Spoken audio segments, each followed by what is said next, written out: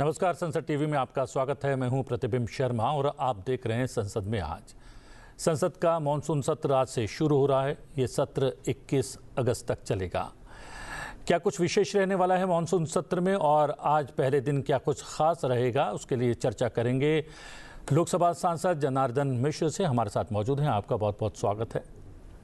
जी हाँ, हम आपको बता दें कि परंपरा के अनुसार प्रधानमंत्री नरेंद्र मोदी सत्र के पहले दिन संसद भवन परिसर में हंस द्वार के समीप मीडिया को संबोधित करेंगे और महत्वपूर्ण विषयों पर जानकारी देंगे।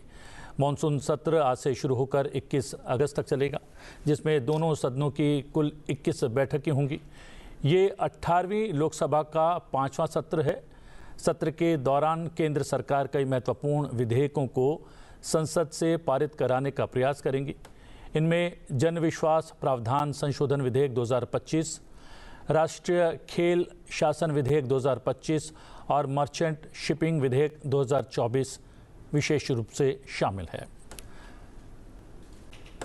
संसद के मॉनसून सत्र से पहले दोनों सदनों की कार्रवाई का सुचारू संचालन सुनिश्चित करने के लिए सरकार ने रविवार को सर्वदलीय बैठक आयोजित की, जिसमें सभी दलों के प्रतिनिधि शामिल हुए। राज्यसभा में सदन के नेता और केंद्रीय मंत्री जगत प्रकाश नड्डा ने बैठक की अध्यक्षता की। संसदीय कार्य मंत्री किरेन रिजिजू, संसदीय कार्य राज्य मंत्री अर्जुन राम मेघवाल और डॉक्टर एल मुरुगन ने बैठक में हिस्सा लिया। सर्वदलीय बैठक के बाद संसदीय कार्य मंत्री किरेन रिजिजू ने कहा कि संसद की कार्रवाई अच्छे से चले, इसके लिए पक्ष और विपक्ष को मिलकर काम करना होगा। राजनीतिक दल अलग अलग विचारधाराओं के हो सकते हैं, मगर सदन का अच्छी तरह चलना सभी की जिम्मेदारी है। इसके साथ ही उन्होंने बताया कि केंद्र सरकार मॉनसून सत्र में ऑपरेशन सिंदूर पर चर्चा के लिए तैयार है। पार्लियामेंट का सदन अच्छी तरह से चले, ये सबका जिम्मेदारी है। अपोजिशन का भी जिम्मेदारी है और सरकार का भी जिम्मेदारी है। और जो छोटे छोटे पॉलिटिकल पार्टीज के लोग हैं, विशेष करके जिस पार्टी के 1 या 2 सदस्य होते हैं, उनको बोलने का कम समय मिलता है, क्योंकि संख्या का हिसाब से पार्लियामेंट का सिस्टम चलता है। लेकिन हम लोगों ने इसको अपने संज्ञान में लिया है और छोटे पार्टियों को 1-2 एमपीज वाले पार्टीज को हम पर्याप्त समय कैसे दें, इस पे भी हमने सहमति जताई है। हम स्पीकर साहब और हाउस के चेयरमैन साहब के सामने में रखेंगे, फिर बिजनेस एडवाइजरी कमेटी में ये मुद्दे को भी रखेंगे। कई अहम मुद्दे हैं जिस पे सब पार्टी ने अपना विचार रखा है कि सदन में चर्चा होना चाहिए। तो हम तो खुले दिल से चर्चा के लिए तैयार है। नियम के तहत और परंपरा के तहत हम चलते हैं। हम नियम और परंपरा को बहुत अहमियत देते हैं, इसलिए हर विषय को चर्चा करेंगे, लेकिन नियम और परंपरा के तहत। जनार्दन जी, ये व्यवस्था पहले से ही बनी हुई है कि किस सांसद को सदन में कितना समय मिलेगा या किस दल के सांसद को कितना समय मिलेगा। लेकिन एक बार फिर भी से ये बात जो है स्पष्ट करने की कोशिश की है किरेन रिजिजू ने कि हमारा प्रयास ये रहेगा कि जिस दल के कम भी सांसद हैं उनको भी समय मिले अपनी बात कहने का। ये कितना महत्वपूर्ण है? ये बहुत ही महत्वपूर्ण निर्णय लिया है आदरणीय संसदीय कार्य मंत्री जी ने, सरकार ने सभी के साथ मिल करके कि उनको तो अब 2 मिनट 3 मिनट से ज़्यादा समय नहीं मिल पाता छोटे दलों के सदस्यों को, इसलिए परंतु उनके भी विचार होते हैं, भले ही संख्या कम हो। इसलिए किसी विधेयक पर, किसी नीति पर या किसी चर्चा के दौरान उनको भी पूरा तथ्य सामने रख करके अपना विचार रखने का अवसर मिलेगा। इस प्रावधान के तहत इस परंपरा को बनाए रखने के लिए जो एक नई परंपरा की शुरुआत की है आदरणीय किरेन रिजिजू जी ने, उससे निश्चित रूप से छोटे दलों आप देख सकते हैं अपने टेलीविज़न स्क्रीन पर राज्यसभा सभापति श्री जगदीप धनखड़ सदन के भीतर पहुंचते हुए पुष्प गुच्छ देकर उनका स्वागत किया गया, अभिवादन किया गया। उपराष्ट्रपति और राज्यसभा सभापति जगदीप धनखड़ जी आप देख सकते हैं अपने टेलीविज़न स्क्रीन पर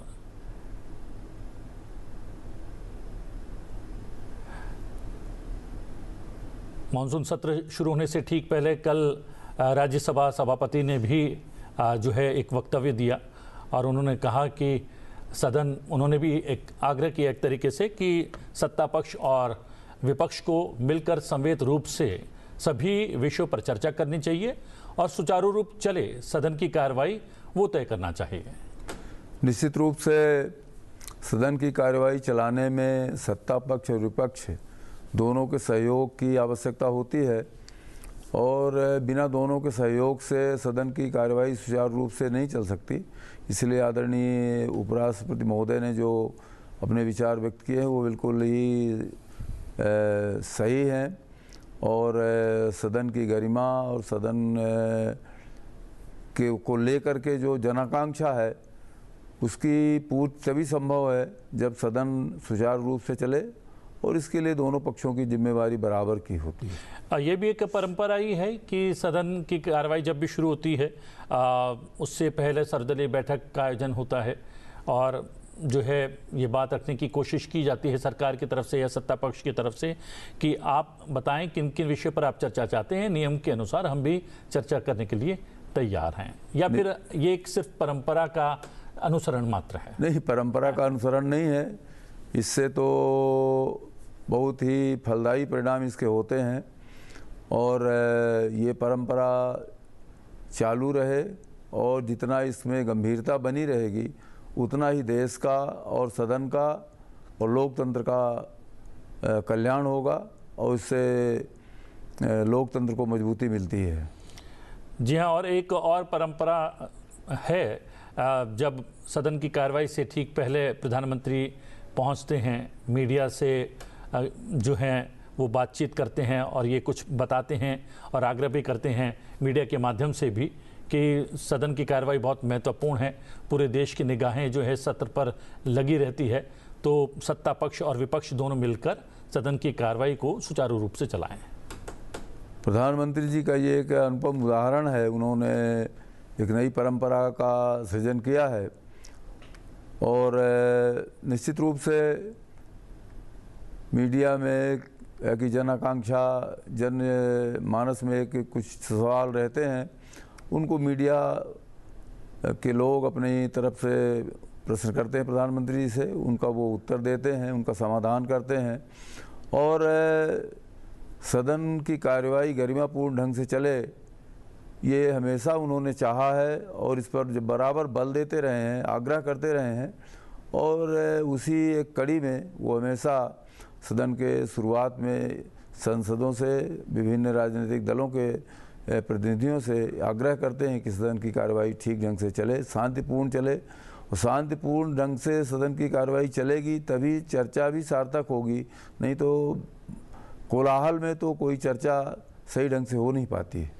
और अभी तक की जो जानकारी है उसके अनुसार करीब 7 विधेयक हैं अलग अलग विषयों से संबंधित, वो पारित कराने पर सरकार का या सत्ता पक्ष का जो है जोर रहेगा? कितना निश्चित रूप से सत्ता पक्ष का ये आग्रह रहता है कि जो विधेयक लाए जाएं वो पारित हो जाएं, जिससे राष्ट्र की गति और तेज हो, विभिन्न मंत्रालयों से संबंधित जो काम कहीं भी बाधा पहुंचा रहे हैं या कि जिनकी आवश्यकता है नए कानूनों की, नए प्रावधानों की, उनके आने से उन मंत्रालयों के कामकाज में गति को गति मिलती है और इससे राष्ट्र की प्रगति बढ़ती है। जी हाँ, ये तो कुल मिलाकर हम लोगों ने नंबर बताए हैं कि पूरे सत्र के दौरान जो हैं 7 विधेयक हैं, उनकी संख्या बीच में शायद बढ़ भी सकती है, कुछ अन्य विधेयक भी आ सकते हैं। लेकिन अगर बात करें आज की, तो आज से शुरू हो रहे संसद के मॉनसून सत्र में केंद्र सरकार कई अहम विधेयकों को पारित कराने की तैयारी में है। वित्त, गृह और पोत परिवहन मंत्रालय से जुड़े कुल 7 विधेयक इस सत्र में विचार और पारित किए जाने के लिए सूचीबद्ध किए गए हैं। आइए जानते हैं संसद के दोनों सदनों में आज सूचीबद्ध विधायी कार्यों के बारे में। दोनों ही सदनों में आज एक एक बिल चर्चा तथा पारित किए जाने के लिए सूचीबद्ध है। लोकसभा में गोवा राज्य सभा निर्वाचन क्षेत्र अनुसूचित जनजाति प्रतिनिधित्व का पुनः समायोजन विधेयक 2024 चर्चा तथा पारित किए जाने के लिए लिस्टेड है। इस बिल पर संसदीय कार्य मंत्रालय में राज्य मंत्री अर्जुन राम मेघवाल द्वारा पेश किए गए प्रस्तावों पर आगे विचार किया जाएगा और उसे सदन द्वारा पारित किए जाने के लिए भी प्रस्तावित किया जाएगा। वहीं राज्यसभा में वहन पत्र विधेयक 2025 विचार तथा पारित किए जाने के लिए सूचीबद्ध है। पतन, पोत, परिवहन और जलमार्ग मंत्री सर्बानंद सोनोवाल लोकसभा द्वारा पारित रूप से इसे विचार तथा पारित किए जाने के लिए प्रस्ताव करने वाले हैं। आज भी दो विधेयक हैं, एक लोकसभा के भीतर और एक राज्यसभा के भीतर। अगर बात करें लोकसभा में, जो गोवा राज्यसभा निर्वाचन क्षेत्र अनुसूचित जनजाति प्रतिनिधित्व का पुनः समायोजन विधेयक 2024 चर्चा तथा पारित किए जाने के लिए सूचीबद्ध है। इसमें मुझे लगता नहीं है कि इसमें कुछ पक्ष या विपक्ष रहेगा। ये तो मुझे लग रहा है कि संवेद रूप से विपक्ष का भी सहयोग मिलेगा और ये विधेयक चर्चा भी अच्छी होगी और इसे पारित कराने में भी बहुत ज़्यादा चुनौती जो है सरकार के सामने नहीं रहेगी। नहीं, इसमें तो राज्य सरकार पहले से ही कुछ जातियों को सूचित करती है, केंद्र सरकार उसको मंजूरी देती है और इस तरह से कुछ जो जातियाँ उसमें शामिल की जाती हैं उनको लेकर के एक ये विधेयक आया है। और इसमें जैसा आप कह रहे हैं वो बिल्कुल सही है कि मुझे भी ऐसा महसूस हो रहा है कि सर्वसम्मत से और सौहार्दपूर्ण ढंग से ये विधेयक पारित हो जाएगा, क्योंकि अलग अलग राज्यों से जुड़ा हुआ इसी प्रकार का विधेयक पहले भी आ चुका है और वो आराम से पारित हो भी चुका है। जी हाँ, वो तो स्क्रूटनी करके राज्यों की विधानसभाओं से ये आता है, वहाँ भी सर्वसम्मत से इस तरह के निर्णय होते हैं, तो कोई बहुत अवरोध इसमें कहीं होता नहीं है। और अमूमन अभी तक जैसा आपने कहा कि ये इस तरह के विधेयक सर्वसम्मत से बहुत ही सौहार्दपूर्ण वातावरण में पारित होते हैं और मुझे विश्वास है कि ये विधेयक भी बहुत इसी ढंग से पारित होगा। दोनों सदनों की बात की जाए, राज्यसभा की और लोकसभा की, उसमें प्रश्नकाल बहुत ही महत्वपूर्ण होता है। लोकसभा की शुरुआत प्रश्नकाल से होगी। आइए जानते हैं आज लोकसभा में प्रश्नकाल के दौरान किन मंत्रालयों से संबंधित कौन से तारांकित प्रश्न पूछे जाएंगे। बारगढ़ ओडिशा से भारतीय जनता पार्टी के सांसद प्रदीप पुरोहित युवा कार्यक्रम और खेल मंत्री से ओडिशा में मिनी स्टेडियम परियोजना के तहत पिछले 5 वर्षों और चालू वर्ष के दौरान ओडिशा में निर्मित मिनी स्टेडियमों की संख्या की जिलावार जानकारी का ब्यौरा मांगेंगे। साथ ही वो ये भी जानना चाहेंगे कि उक्त अवधि के दौरान इन स्टेडियमों के लिए आवंटित और उपयोग की गई कुल धनराशि का वर्षवार और जिलावार ब्यौरा क्या है। राज्य में चल रही लंबित और प्रस्तावित मिनी स्टेडियम परियोजनाओं का विवरण क्या है और साथ ही उनके अनुमानित बजट और उनके पूरा होने की समय सीमा क्या है। फतेहगढ़ साहिब पंजाब से भारतीय राष्ट्रीय कांग्रेस के सांसद डॉक्टर अमर सिंह कॉरपोरेट मामले के मंत्री से सवाल करेंगे कि क्या भारत को 2025 से 27 की अवधि के लिए international standards of accounting and reporting संबंधी संयुक्त राष्ट्र अंतर सरकारी विशेषज्ञ कार्य समूह में निर्विरोध चुन लिया गया है। यदि हां तो तत्संबंधी ब्यौरा क्या है। कुशीनगर उत्तर प्रदेश से भारतीय जनता पार्टी के सांसद विजय कुमार दुबे कॉरपोरेट कार्य मंत्री से PMIS की स्थिति और उसकी उपलब्धियों से जुड़ा सवाल करेंगे। जानना चाहेंगे कि देश भर में युवा प्रतिभाओं को सशक्त बनाने के लिए शुरू की गई प्रधानमंत्री इंटर्नशिप योजना की वर्तमान स्थिति क्या है और इसके पायलट चरण के दूसरे दौर में प्राप्त उपलब्धियां क्या हैं। उक्त योजना के अंतर्गत कर्नाटक, राजस्थान, हिमाचल प्रदेश का शिमला लोकसभा क्षेत्र, मध्य प्रदेश का सीधी लोकसभा क्षेत्र और महाराष्ट्र का जलगांव लोकसभा क्षेत्र सहित राज्यवार कितने छात्रों और शैक्षणिक संस्थानों को सरकार द्वारा लक्षित और चयनित किया गया है। उस्मानाबाद महाराष्ट्र से शिवसेना उद्धव बालासाहब ठाकरे के सांसद ओम प्रकाश भूपाल सिंह उर्फ पवन राजे निम्बालकर युवा कार्यक्रम और खेल मंत्री से पूछेंगे कि क्या सरकार को महाराष्ट्र के धाराशिव जिले में भारतीय खेल प्राधिकरण प्रशिक्षण केंद्र स्थापित करने का कोई प्रस्ताव प्राप्त हुआ है। यदि हुआ है तो तत्संबंधी ब्यौरा क्या है और वर्तमान स्थिति क्या है। क्या सरकार महाराष्ट्र के परभणी लोकसभा क्षेत्र में भारतीय खेल प्राधिकरण प्रशिक्षण केंद्र स्थापित करने का विचार रखती है। यदि रखती है तो इसके लिए क्या समय सीमा निर्धारित की गई है और उसका ब्यौरा क्या है। खजुराहो मध्य प्रदेश से भारतीय जनता पार्टी के सांसद श्रम एवं रोजगार मंत्री से PMSYM योजना के कार्यान्वयन से संबंधित सवाल करेंगे और जानना चाहेंगे कि क्या सरकार देश में विशेषकर मध्य प्रदेश में असंगठित श्रमिकों के लिए प्रधानमंत्री श्रम योगी मानधन नामक पेंशन योजना का कार्यान्वयन कर रही है। यदि कर रही है तो क्या सरकार ने खजुराहो लोकसभा क्षेत्र के कटनी, पन्ना जिलों और खजुराहो शहर के सभी जरूरतमंद और पात्र लाभार्थियों की पहचान कर ली है ताकि उन्हें इस योजना का लाभ मिल सके। दमदम पश्चिम बंगाल से अखिल भारतीय तृणमूल कांग्रेस के सांसद प्रोफेसर सौगत राय शिक्षा मंत्री से सरकारी स्कूलों में नामांकन में गिरावट से जुड़ा सवाल करेंगे। वो जानना चाहेंगे कि क्या सरकार का ध्यान उस बात पर गया है कि देश के सरकारी स्कूलों में नामांकन में भारी गिरावट आई है। यदि ऐसा है तो पिछले 3 वर्षों के दौरान सरकारी स्कूलों में नामांकन का राज्य संघ राज्य क्षेत्रवार ब्यौरा किया है। क्या सरकार ने सरकारी स्कूलों में भारी गिरावट के कारणों का पता लगाया है। यदि पता लगाया है तो तत्संबंधी राज्यवार ब्यौरा क्या है और सरकारी स्कूलों में नामांकन को प्रोत्साहित करने के लिए सरकार द्वारा क्या कदम उठाए गए हैं या फिर उठाए जा रहे हैं।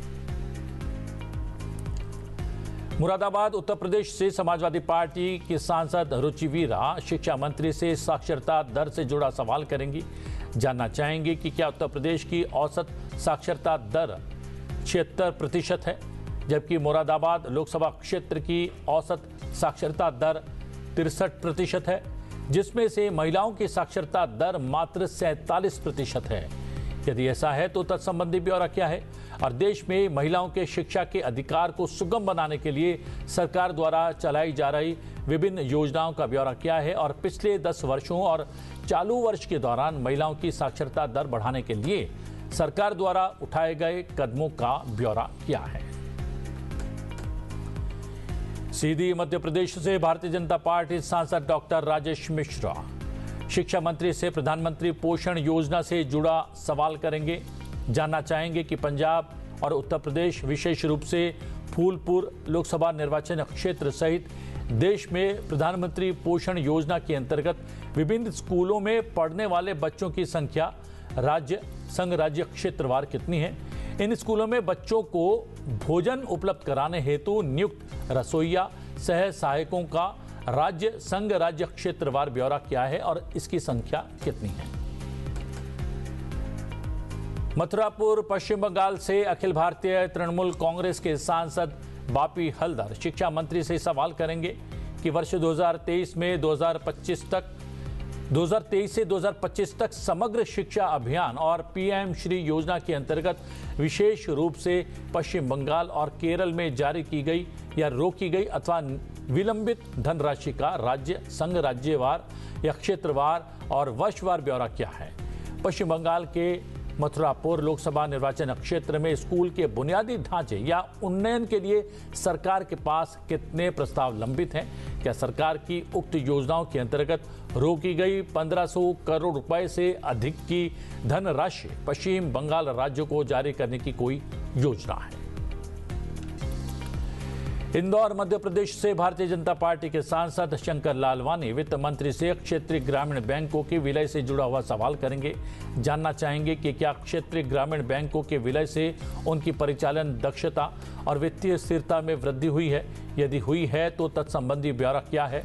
इस विलय के कार्यान्वयन की निगरानी के लिए क्या समय सीमा और रूपरेखा निर्धारित की गई है और उक्त विलय प्रक्रिया के दौरान और उसके बाद मौजूदा आरआरबी कर्मचारियों और ग्रामीण ग्राहकों के हितों की रक्षा के लिए क्या कदम उठाए गए हैं। सिंहभूम झारखंड से झारखंड मुक्ति मोर्चा की सांसद जोबा मांझी श्रम एवं रोजगार मंत्री से पूछेंगे कि क्या झारखंड में चाईबासा में किरुबुरु, मेगा हाथुबुरु, गुआ और चिरिया आदि स्थित भारतीय इस्पात प्राधिकरण की लौह अयस्क खदानों में ग्रेड 3 और ग्रेड 4 की नौकरियों की भर्ती में स्थानीय बेरोजगार युवाओं को प्राथमिकता नहीं दी जाती है, जिसके परिणाम स्वरूप बेरोजगारी के कारण क्षेत्र में बड़े पैमाने पर पलायन और व्यापक गरीबी फैल रही है। यदि हाँ, तो तत्संबंधी ब्यौरा क्या है? क्या सरकार क्षेत्र के बेरोजगार युवाओं को प्रशिक्षण प्रदान करने और ग्रेड 3 और ग्रेड 4 की नौकरियों की भर्ती में उन्हें प्राथमिकता देने के लिए इस समस्या का संज्ञान लेने का विचार रखती है? और यदि ऐसा है तो तत्संबंधी ब्यौरा क्या है? उत्तर पश्चिम दिल्ली राष्ट्रीय राजधानी क्षेत्र दिल्ली से भारतीय जनता पार्टी के सांसद योगेंद्र चंदोलिया युवा मामले एवं खेल मंत्री से खिलाड़ियों के कल्याण हेतु पहल योजना से जुड़ा सवाल करेंगे और जानना चाहेंगे कि क्या सरकार द्वारा खिलाड़ियों, प्रशिक्षकों, कोचों के सामने आने वाली चुनौतियों का समाधान करने तथा खिलाड़ियों के लिए वित्तीय सुरक्षा, प्रशिक्षण, अवसंरचना और मानसिक स्वास्थ्य सहायता को सुदृढ़ करने के लिए कोई पहल की गई है? यदि ऐसा है तो तत्संबंधी ब्यौरा क्या है? और विभिन्न योजनाओं के अंतर्गत खिलाड़ियों को समय पर वित्तीय सहायता और प्रोत्साहन प्रदान करने के लिए सरकार द्वारा क्या कदम उठाए गए हैं या फिर उठाए जा रहे हैं? चालाकुडी केरल से भारतीय राष्ट्रीय कांग्रेस के सांसद बेन्नी बेहनन पर्यावरण, वन और जलवायु परिवर्तन मंत्री से जानना चाहेंगे कि केरल के आबादी वाले क्षेत्रों में वन्य जीव हमलों की बढ़ती घटनाओं को रोकने के लिए केंद्र सरकार द्वारा क्या कदम उठाए गए हैं, उठाए जा रहे हैं? क्या सरकार वन्य जीव हमलों में मारे गए व्यक्तियों के परिजनों और घायलों को वर्तमान में दी जाने वाली अनुग्रह राशि, मुआवजे की राशि बढ़ाने पर विचार रखती है? यदि ऐसा है तो तत्संबंधी ब्यौरा क्या है? कौशाम्बी उत्तर प्रदेश से समाजवादी पार्टी के सांसद पुष्पेंद्र सरोज वित्त मंत्री से सवाल करेंगे कि उत्तर प्रदेश में अनुसूचित जाति के कितने व्यक्तियों ने वर्ष 2021 से मुद्रा, PM EGP और स्टैंड अप इंडिया योजनाओं के अंतर्गत ऋण प्राप्त किया है। उत्तर प्रदेश में औपचारिक ऋण सुविधा में अनुसूचित जाति के लाभार्थियों की जिलावार हिस्सेदारी कितनी है? उत्तर प्रदेश में पिछले 3 वर्षों के दौरान बैंकों द्वारा अस्वीकृत या वापस किए गए अनुसूचित जाति के ऋण आवेदनों की संख्या और स्वीकृति या अस्वीकृति के कारण क्या है? जी हां, प्रधानमंत्री पहुंच गए हैं। जैसा कि हमने प्रारंभ में ही कहा था कि प्रधानमंत्री सदन की कार्रवाई शुरू होने से पहले, सत्र शुरू होने से पहले सदन के सामने मीडिया के सम्मुख अपनी बात रखेंगे। प्रधानमंत्री पहुंच चुके हैं। नमस्कार दोस्तों,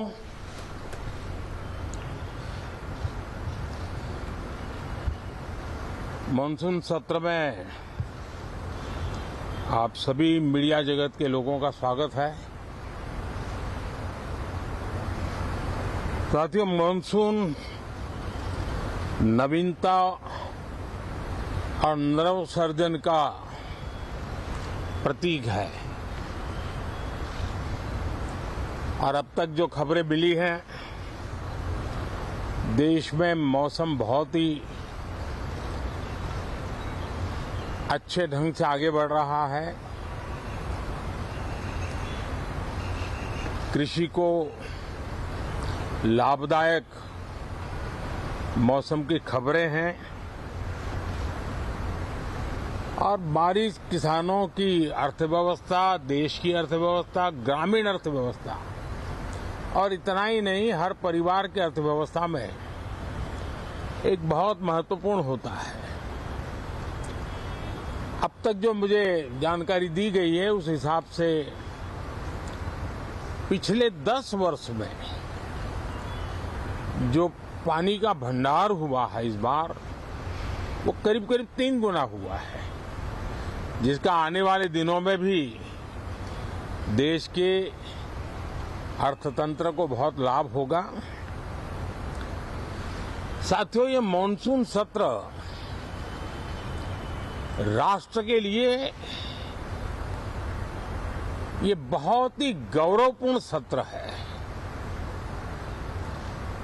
ये मॉनसून सत्र राष्ट्र के लिए एक अपने आप में विजयोत्सव का रूप है।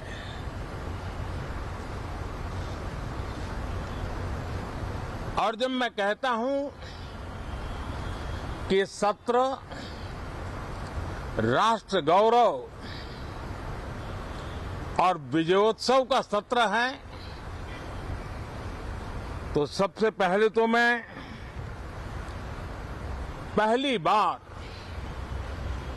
इंटरनेशनल स्पेस स्टेशन पर भारत का तिरंगा झंडा वहां लहराना, ये हर देशवासी के लिए गौरव की पल है। देश में साइंस टेक्नोलॉजी के प्रति, इनोवेशन के प्रति नया उमंग और उत्साह भरने वाली ये सफल यात्रा रही है। और पूरे संसद, लोकसभा राज्यसभा दोनों सदन देशवासी जिस गौरव का अनुभव कर रहे हैं उसमें एक स्वर से जुड़ेंगे, एक स्वर से इसका यशगान होगा, जो भारत को अंतरिक्ष में नई ऊंचाइयां पर पहुंचाने वाले जो भावी कार्यक्रम है उनके लिए भी प्रेरक बनेगा, प्रोत्साहक बनेगा। साथियों, ये मॉनसून सत्र एक विजयोत्सव है। पूरी दुनिया ने भारत की सैन्य शक्ति का, भारत के सैन्य के सामर्थ्य का रूप देखा है। ऑपरेशन सिंदूर में भारत की सेना ने जो लक्ष्य निर्धारित किया था 100% अचीव किया। आतंकियों के आकाओं के घर में जाकर के 22 मिनट के भीतर भीतर ऑपरेशन सिंदूर के तहत उसको जमींदोज कर दिया गया। और मैंने बिहार की एक कार्यक्रम में इसकी घोषणा की थी, जो हमारी सैन्य शक्ति ने बहुत ही कम समय में सिद्ध करके दिखा दिया। और इसमें मेड इन इंडिया सैन्य शक्ति का ये नया स्वरूप, इस पर भी दुनिया बहुत आकर्षित हुई है। इन दिनों विश्व के जिन जिन लोगों से मिलना होता है तो भारत के इस मेड इन इंडिया जो औजार तैयार हो रहे हैं उसके प्रति दुनिया का आकर्षण बढ़ रहा है। मुझे विश्वास है कि जब सदन इस विजयोत्सव को एक स्वर में विजय के भाव से इस सत्र के दरमियान उन ओजस्वी तेजस्वी भावनाओं को प्रकट करेगा, तो भारत की सैन्य शक्ति को बल मिलेगा, प्रोत्साहन मिलेगा, देशवासियों को प्रेरणा मिलेगी और सैन्य क्षेत्र में जो रिसर्च, इनोवेशन और मैन्युफैक्चरिंग हो रहे हैं, made in India defence equipment बन रहे हैं, उसको भी एक बल मिलेगा और जो भारत के नौजवानों के लिए नए रोजगार के अवसर पैदा करेगा। साथियों, ये दशक हम एक प्रकार से देख सकते हैं कि शांति और प्रगति कंधे से कंधा मिलाकर के आगे बढ़ने के कदम कदम पर प्रगति के एहसास करते रहे हैं। देश कई प्रकार की हिंसक वारदातों का शिकार रहा है, लंबे अरसे तक शिकार रहा है। देश आजाद हुआ तब से ये समस्या को हम झेल रहे हैं, चाहे आतंकवाद हो, नक्सलवाद हो। कोई प्रारंभ में शुरू हुआ होगा, कोई बाद में शुरू हुआ होगा, लेकिन आज नक्सलवाद का, माओवाद का दायरा बहुत तेजी से सिकुड़ रहा है। माओवाद को, नक्सलवाद को जड़ से उखाड़ने के संकल्प के साथ देश के सुरक्षा बल एक नए आत्मविश्वास से, तेज गति से सफलता की ओर कदम रख रहे हैं।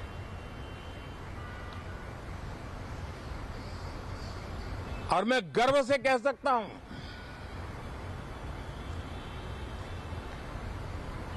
देश में सैकड़ों जिले नक्सल की चपेट में से निकल करके आज मुक्ति का सांस ले रहे हैं। हमें गर्व है कि बम, बंदूक और पिस्तौल के सामने हमारा देश का संविधान जीत रहा है, हमारे देश का संविधान विजयी हो रहा है। देश के उज्जवल भविष्य के लिए साफ दिख रहा है कि कल तक जो रेड कॉरिडोर थे वो आज ग्रीन ग्रोथ जोन में परिवर्तित होते नजर आ रहे हैं। साथियों, एक के बाद ऐसी घटनाएं देशभक्ति के लिए, देश की भलाई के लिए संसद में पहुंचे हुए हर माननीय सांसद के लिए गौरव का पल है। और संसद के इस सत्र में ये गौरव गान पूरा देश सुनेगा, हर सांसद से सुनेगा, हर दल से सुनेगा। साथियों, आर्थिक क्षेत्र में भी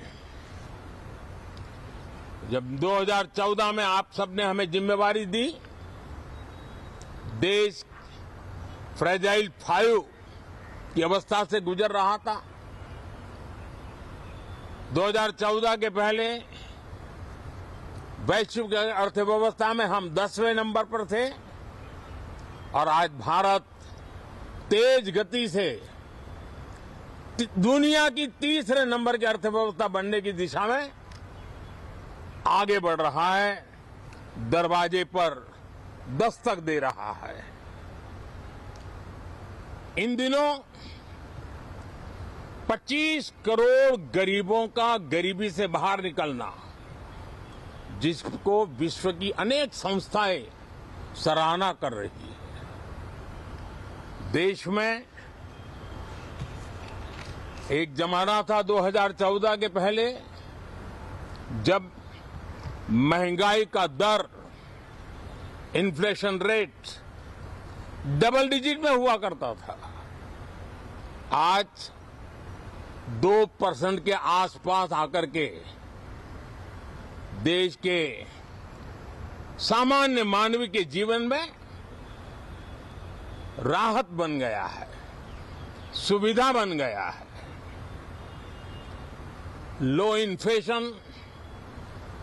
लो इन्फ्लेशन के सामने हाई ग्रोथ एक अच्छे विकास यात्रा की दिशा है। साथियों, डिजिटल इंडिया, यूपीआई आज भारत के एक नए सामर्थ्य को दुनिया देख रही है, पहचान रही है और ज्यादातर देश में उसके प्रति एक आकर्षण पैदा हो रहा है। यूपीआई ने फिनटेक की दुनिया में अपने एक नाम कमाया है। रियल टाइम डिजिटल ट्रांजैक्शन दुनिया में सबसे ज्यादा हो रहे हैं। दुनिया में जितने हो रहे हैं अकेले भारत में उससे ज्यादा हो रहे हैं। साथियों, पिछले दिनों इंटरनेशनल लेबर ऑर्गेनाइजेशन का एक वैश्विक समागम था और उसमें भारत ने बहुत बड़ी ऊंचाई प्राप्त की। आईएलओ का कहना है कि 90 करोड़ से ज्यादा लोग भारत में अब सोशल सिक्योरिटी के दायरे में हैं। ये अपने आप में एक बहुत बड़ा अचीवमेंट है। उसी प्रकार से वैश्विक संस्था WHO ने ये कहा है कि भारत अब आंख की जो बीमारी आमतौर पर बारिश के सीजन में ज्यादा देखी जाती थी, ट्रैकोमा, अब भारत को WHO ने ट्रैकोमा फ्री घोषित किया है। तो आरोग्य के क्षेत्र में भी ये अपने आप में एक महत्वपूर्ण भारत के लिए सिद्धि है। साथियों, पहलगाम की क्रूर अत्याचार, नरसंहार पूरी दुनिया चौंक उठी थी। आतंकवादी और आतंकवादी के आके दुनिया का ध्यान उनकी तरफ केंद्रित हुआ था और उस समय दल हित छोड़ करके देश हित में हमारे ज्यादातर दलों के प्रतिनिधि, ज्यादातर राज्यों के प्रतिनिधि विश्व भ्रमण किया, दुनिया के अनेक देशों में गए और एक स्वर से दुनिया के सामने आतंकवादियों का आका पाकिस्तान को बेनकाब करने का एक बहुत सफल अभियान चलाया। मैं आज राष्ट्रहित में किए गए इस महत्वपूर्ण कार्य के लिए उन सभी सांसदों की सराहना करना चाहता हूं, सभी दलों की सराहना करना चाहता हूं और उसने देश में एक सकारात्मक वातावरण पैदा किया। विश्व ने भारत की बात को स्वीकार करने की दिशा में अपने मन के द्वार खोले और इसके लिए ये हमारे सांसदगण, हमारे राजनीतिक दल सराहना करने के मेरे लिए सौभाग्य है। साथियों, हम जानते हैं कि ये स्पिरिट, एक स्वर, एक एकता का वातावरण देश को कितना उत्साह से भर देता है। विजयोत्सव का ये पर्व इस मॉनसून सत्र में भी उसी भाव से प्रकट होगा। देश की सैन्य शक्ति को सराहना करेगा, देश के सामर्थ्य का गौरवगान करेगा और देश के 140 करोड़ नागरिकों को नई प्रेरणा का कारण बनेगा। मुझे विश्वास है कि हम सब मिलकर के डिफेंस के क्षेत्र में आत्मनिर्भर होने के इन प्रयासों को बल दें, सेना के सामर्थ्य की सराहना करें और मैं आज देशवासियों के सामने जरूर कहूंगा और देश के राजनीतिक दलों से भी कहूंगा कि देश ने एकता की ताकत देखी है, एक स्वर का सामर्थ्य क्या होता है देखा है। तो सदन में से भी सभी माननीय सांसद उसको बल दें, उसको आगे बढ़ाएं। और मैं जरूर कहूंगा, राजनीतिक दल अलग अलग है, हर एक का अपना एक एजेंडा है, अपनी एक भूमिका है, लेकिन मैं इस वास्तविकता को स्वीकार करता हूं कि दल हित में मत भले न मिले, लेकिन देश हित में मन जरूर मिले। इसी एक भावना के साथ इस मानसून सत्र से देश के विकास यात्रा को बल देने वाले, देश की प्रगति को बल देने वाले, देश के नागरिकों को सामर्थ्य देने वाले अनेक विधेयक प्रस्तावित हैं। सदन विस्तृत चर्चा करके उसको भी पारित करेगा। मेरी सभी माननीय सांसदों से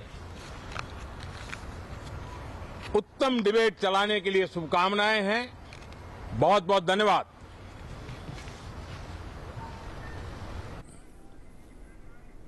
प्रधानमंत्री मॉनसून सत्र से ठीक पहले मीडिया से बातचीत करते हुए क्या माना जाए जनार्दन जी, प्रधानमंत्री ने एजेंडा सेट कर दिया क्या? हाँ, वो देश की जो वर्तमान स्थिति है, चाहे वो विज्ञान का हो, चाहे ऑपरेशन सिंदूर हो, चाहे मौसम का हो, कृषि का मामला हो, चाहे नक्सलवाद का मामला हो, इन सारे विषयों पर इधर कई दिनों से और ये पहलगाम के बाद से तो एक आत्ममंथन सा चल रहा था। और मैं समझता हूँ कि इन सारे विषयों पर जिनका उल्लेख प्रधानमंत्री जी ने किया है, सदन में चर्चा होगी और एक अच्छे वातावरण में चर्चा हो, जिससे सारा देश जो अभी विदेशी प्रतिनिधिमंडल के जाने से एक नए उत्साह का वातावरण बना है पूरे देश में, वो कायम रहे और एक सर्वसम्मत और एक अच्छे माहौल में विचारों की विभिन्नता के बावजूद भी चर्चा हो तो बहुत ही अच्छा होगा और निश्चित रूप से इससे देश को, लोकतंत्र को बल मिलेगा। चलिए, आपको भी सदन की कार्रवाई में सम्मिलित होने के लिए जाना है। आपने समय निकाला और बहुत सारे बिंदुओं पर आपने चर्चा की, प्रकाश डाला। आपका बहुत बहुत धन्यवाद जनार्दन जी। जी, बहुत बहुत धन्यवाद। आपने यहाँ शुभकामनाएं भी, पहले ही दिन है धन्यवाद। जी हाँ, मानसून सत्र के पहले दिन लोकसभा अध्यक्ष ओम बिरला संसद भवन पहुंच चुके हैं। इससे पहले उन्होंने अपने सोशल मीडिया हैंडल पर लिखा, 18वीं लोकसभा का 5वां सत्र मानसून सत्र आज से प्रारंभ हो रहा है।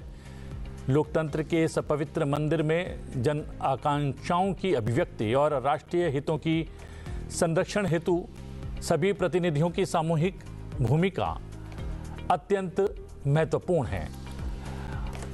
मानसून सत्र से पूर्व मेरा सभी दलों के नेताओं एवं माननीय सदस्यों से आग्रह है कि वो सदन के सुचारू संचालन, रचनात्मक विमर्श और स्वस्थ लोकतांत्रिक संवाद में अपना सहयोग दें, ताकि हम समावेशी विकास, सामाजिक न्याय और आर्थिक प्रगति के लिए ठोस कदम उठा सकें।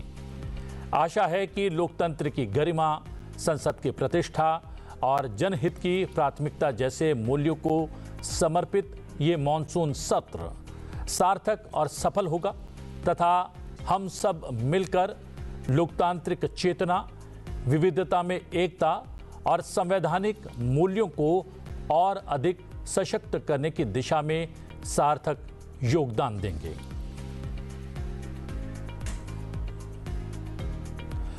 जी हां, आप देख सकते हैं लोकसभा अध्यक्ष सदन के भीतर पहुंचते हुए पुष्प गुच्छ देकर उनका स्वागत किया गया। अंदर प्रवेश करते हुए लोकसभा अध्यक्ष ओम प्रकाश बिरला जी। जी हां, सत्र की शुरुआत से ठीक पहले उन्होंने एक्स पर पोस्ट किया संदेश और उन्होंने कहा कि मानसून सत्र से पूर्व मेरा सभी दलों के नेताओं और माननीय सदस्यों से आग्रह है कि वो सदन के सुचारू संचालन, रचनात्मक विमर्श और स्वस्थ लोकतांत्रिक संवाद में अपना सहयोग दें। लोकसभा अध्यक्ष ओम बिरला का संदेश ठीक सदन की कार्रवाई और मानसून सत्र शुरू होने से पहले।